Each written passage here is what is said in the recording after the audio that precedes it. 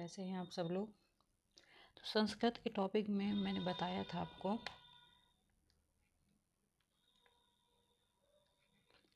हम पढ़ रहे थे वर्ण। पिछली क्लास में हमने क्या पढ़ा था? वर्ण पढ़ा था। वर्ण के मैंने बताया था कि कितने प्रकार होते हैं? 2 प्रकार होते हैं। पहला कौन सा होता है? पहला होता है स्वर और दूसरा होता है व्यंजन। ठीक, पहला क्या होता है? पहला होता है स्वर, दूसरा होता है व्यंजन। तो मैंने स्वर आपको पढ़ा चुकी थी, व्यंजन मुझे पढ़ाना था। तो एक बार रिपीट कर देती हूँ मैं कि स्वर के मैंने क्या कहा था कि 3 भाग होते हैं। कौन कौन से? पहला होता है हर्ष, दूसरा होता है दीर्घ और तीसरा होता है लुप्त। ठीक, ये थे स्वर के भाग, जिसमें मैंने बताया था कि इसमें 1 मात्रा का प्रयोग होता है, इसमें 2 मात्रा का प्रयोग होता है और इसमें ये साइन लगता है। ठीक है, अब आते हैं व्यंजन की ओर। तो व्यंजन में मैंने बताया था कि व्यंजन कितने होते हैं? व्यंजन होते हैं आपके 33। ठीक, दूसरा मैंने बताया था कि जो महेश्वर सूत्र है, तो महेश्वर सूत्र के अनुसार कितने प्रकार के बताए गए हैं? संस्कृत में महेश्वर सूत्र के अनुसार 3 प्रकार के बताए गए हैं। ठीक, तो 3 प्रकार के कौन कौन से होंगे? पहला स्पर्शी, दूसरा अंतस्थ और चौथा, तीसरा कौन होगा? ऊष्म। ठीक, पहला स्पर्शी, दूसरा अंतस्थ और चौथा ऊष्म। तो मुझे आज क्या पढ़ाना था? व्यंजन के बारे में। तो चलिए व्यंजन के बारे में मैं आपको बताती हूँ।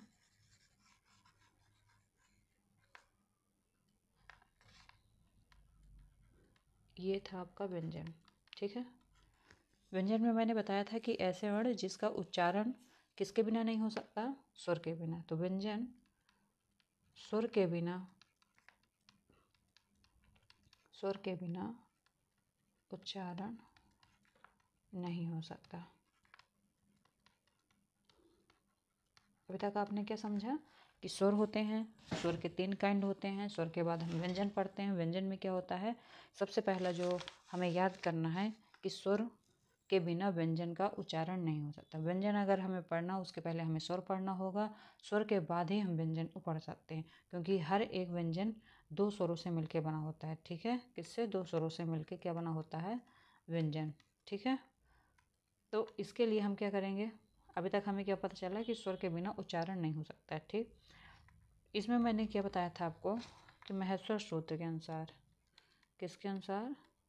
महेश्वर सूत्र के अनुसार हम क्या करेंगे? 3 प्रकार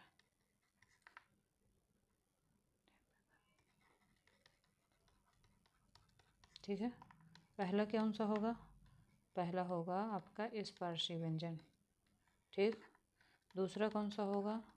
दूसरा होगा अंतस्थ व्यंजन। क्या है? स्पर्शी व्यंजन, दूसरा है अंतस्थ व्यंजन। इसके बाद जो तीसरा होगा वो कौन सा होगा? ऊष्म व्यंजन। ठीक, तो स्पर्शी व्यंजन कितने होते हैं? स्पर्शी व्यंजन होते हैं 25। ठीक, स्पर्शी, बाकी इसमें कुछ भी नहीं आता है। स्पर्शी व्यंजन में से पूछता है कि स्पर्शी व्यंजन कितने होते हैं? वो 25 होते हैं, जो मैं अभी आगे आपको बताऊंगी कि 25 कौन कौन से होते हैं। ठीक, अंतस्थ व्यंजन कितने होते हैं? ये होते हैं 4। कौन कौन से? या, वा, रा और ला। ये 4 ऊष्म अंतस्थ व्यंजन होते हैं। जो ऊष्म व्यंजन होते हैं ये भी 4 होते हैं। ये कौन कौन से होते हैं? सा, ये तीनों टाइप के सा हो गए और हा हो गए। ठीक है, तो ये ऊष्म व्यंजन होते हैं। ऊष्म मीन्स ऐसे शब्द जिसको बोलने में गर्मी उत्पन्न हो। जब आप सा बोलते हैं तब आपके मुंह में या मुंह के अंदर थोड़ी सी एक गर्माहट आती है, सा। ठीक है, हा, तो उसमें जिन शब्दों में थोड़ी सी हमें गर्मी वाली फीलिंग आए तो उसमें क्या कहते हैं? वो ऊष्म व्यंजन होते हैं। ठीक है, ये याद करने, ठीक है, ऐसा कुछ लिखना नहीं है कि आप लिख दो, सिर्फ याद करने के लिए मैं बता रही हूँ। ठीक है, तो व्यंजन क्या हुआ? व्यंजन में अभी तक आपने क्या पढ़ा है कि व्यंजन स्वर के बिना नहीं बोले जा सकते। कोई भी व्यंजन बोलने के लिए हमें किसकी ज़रूरत पड़ेगी? स्वर की ज़रूरत पड़ेगी। इसके बाद क्या है कि महस्व सूत्र के अनुसार ये कितने प्रकार के होते हैं? 3 प्रकार के होते हैं। पहला स्पर्शी, दूसरा अंतस्थ, चौथा तीसरा ऊष्म। ठीक है, ये आपके तीनों हुए। स्पर्शी व्यंजन कितने होते हैं? ये 25 होते हैं। अंतस्थ कितने होते हैं? 4 होते हैं। कौन कौन से? या, वा, रा, ला। ऊष्म कौन से हुए? सा, खे, सा, हा। ठीक है, ये हो गए आपके ऊष्म। अब इसके बाद हम आते हैं स्पर्शी व्यंजन में। स्पर्शी व्यंजन कौन से 4 होते हैं? 25 व्यंजन कौन कौन से होते हैं? ये है आपका स्पर्शी। ठीक है, इसमें क्या होते हैं? 5 वर्ग होते हैं। कैसे 5 वर्ग होते हैं?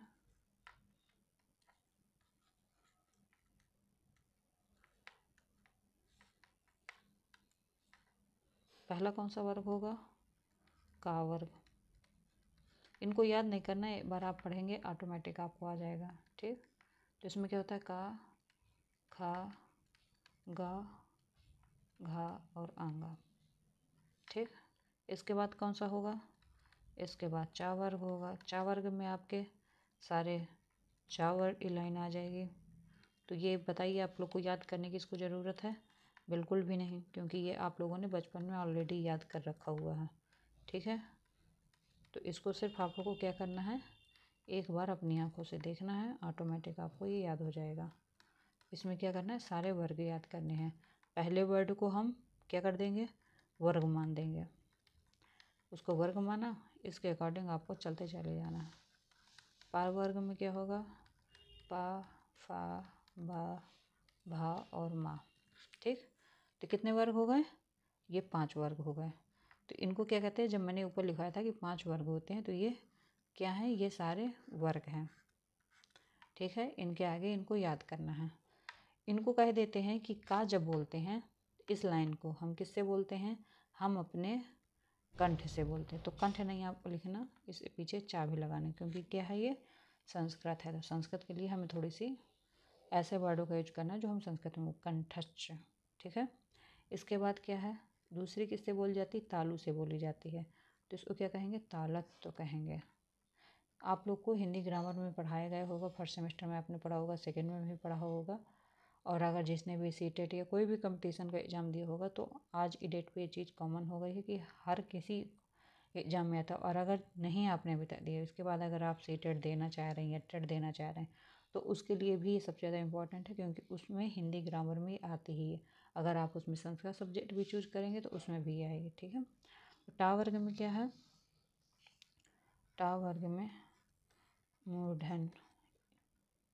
इसको जब बोलने में जीभ को क्या करते हैं? झटके से मारते हैं। टा, ठा बोल के देखिएगा आप कि जब आप टा और ठा बोलते हैं तो एक जीभ में क्या होता है? झटका सा लगता है। ठीक है, इसको क्या कहते हैं? दंतत्व। क्यों? क्योंकि ये दांतों में, जब भी ता, था, दा बोलेंगे तो हमारी जीभ किससे अटैच करेगी? हमारे दांतों से। इसके बाद पा है। पा में क्या होगा? ओष्ठ। ये थे आपके वर्ग। अब इसके बाद हम आते हैं, कुछ एक ऐसे वर्ड होते हैं जो कहते हैं कि का वर्ग में आते हैं, जैसे आ प्लस बड़ा आ प्लस हा। इन वर्डों को भी कहा जाता है कि इन्हें कंठ वर्ग में रखा गया है। तो कभी जैसे क्वेश्चन आ गए, या ऑब्जेक्टिव में एक तरह से क्वेश्चन आते हैं कि कंठ वर्ग में कौन कौन से शब्द आते हैं, जैसे कर दिया गया कि का, टा, हा, या इन दोनों में से। जैसे कि एग्जाम्पल मैं बताऊं उसका, इनमें से कौन से शब्द का वर्ग के हैं? अगर वर्ग लिख रहा है तो का से अंग तक ये सारे क्या होंगे? का वर्ग में। अगर वो कह रहा है कि कंठ, अगर वो कंठ पूछ रहा है और उसमें अगर उसने ऑब्जेक्टिव में का भी रख दिया, ता रख दिया, टा रख दिया, और क्या रखा उसने? फा रखा, तो आप क्या कहोगे? का। अगर दूसरे ऑब्जेक्टिव में उसने हा रख दिया, ता, फा, बा रख दिया, तो आप तो सोचोगे ये तो कोई भी का की लाइन नहीं है।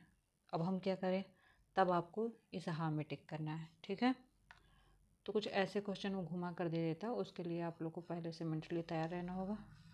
तो इसी तरह कुछ ऐसे वर्ड होते हैं जो का वर्ग में भी आते हैं, ता में भी आते हैं, वो कंठ और तालु में। तो मैंने सोचा कि लगातार इसको बताती जाऊँ। ठीक है, अ बड़ा और हा ये किसमें, कंठ में होते हैं।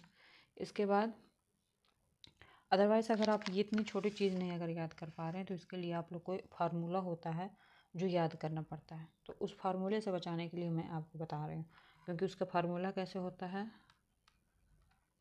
अकुह विसर्जनीयाना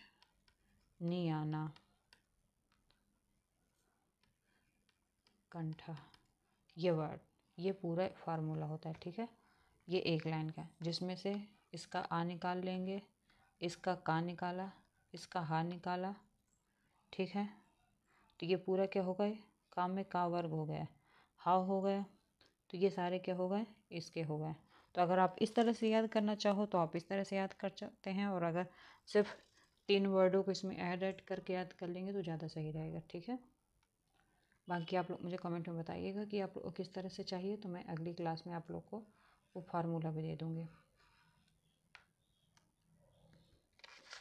ये हो गया, इसके बाद इसमें क्या होगा, इसमें ई,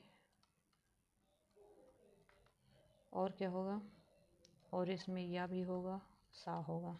ठीक है, अगले वाले में त्रा, रा और सा, इसमें क्या होगा, इसमें आपका ये ला हो जाएगा, सिंपल ला हो जाएगा और सा हो जाएगा। इसमें अगर आप आते हैं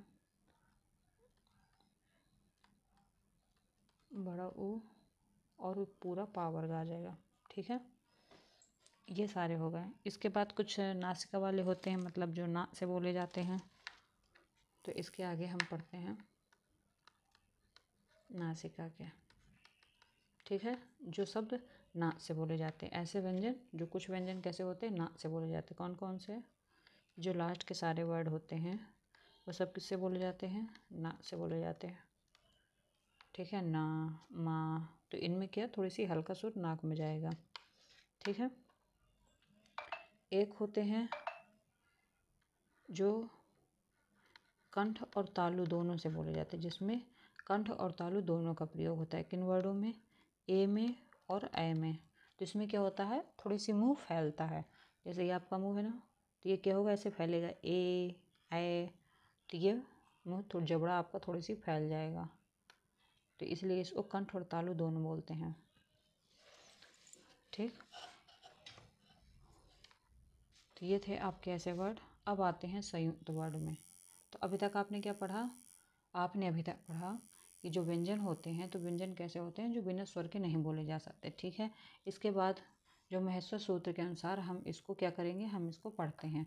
पहला कौन सा हो गया, आपका स्पर्शी हो गया। स्पर्शी में 25 होते हैं, अंत्यस्थ में 4 होते हैं, उसमें में भी 4 होते हैं। इसके बाद आपने पढ़ा कि स्पर्शी के क्या होते हैं, 5 वर्ग होते हैं। 5 वर्ग कौन कौन से, का, चा, टा, ता, पा, मा, ये सारे क्या हो गए, ये आपके सारे 5 वर्ग हो गए। इसमें से 5 वर्गों में से ये जो आपके अलग चीज़ें होती हैं, जो कि कंठ को कंठ से मिलाती हैं, ये तालु के होते हैं, ये मूर्धन, ये दांत, ये ओंठ, ये ऐसे ऐसे बोले जाते हैं। तो इनको आप लोग को याद कर लेना है। इसके बाद क्या है, कुछ शब्द जो नासिका से बोले जाते हैं और कुछ कंठ तालु से बोले जाते हैं। देखिए, अगर आप इनको भी याद कर लेते हैं तो ये आपको आने वाले समय पे बहुत काम देने वाले हैं। ठीक है, अब इसके बाद क्या होते हैं, संयुक्त व्यंजन। कैसे होते हैं, संयुक्त व्यंजन। तो संयुक्त व्यंजन एक कौन सा होता है, छा, त्रा, ज्ञा,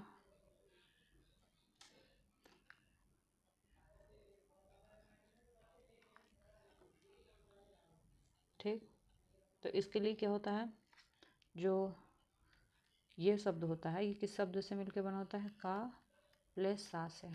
ठीक है, त्रा किससे बन के मिला होता है, ता और रा से। इन सब में क्या आपको हलंत लगाते जाना है, क्योंकि क्या है, संस्कृत है। ज्ञा किससे होता है, जा प्लस आ से, ज्ञा। ठीक है, ये किससे होता है, सीटी वाले सा से और रा से। ठीक है, बस सिर्फ संयुक्त व्यंजन कितने थे? 4 थे। मैंने आपको शुरुआत में क्या बताया था कि ये ऊष्म व्यंजन है और इसके बाद ये कौन से हैं? ये संयुक्त व्यंजन है। ठीक है, तो ये आपके सारे आज से व्यंजन कंप्लीट हो गए। जितना भी व्यंजन से रिलेटेड क्वेश्चन था ये सारा का सारा रिपीट हो चुका है। आई होप कि आप लोग को समझ में आया होगा। जिन लोग को नहीं समझ में आया प्लीज़ कमेंट सेक्शन में ज़रूर बताइएगा। तब तक के लिए bye bye, best of luck.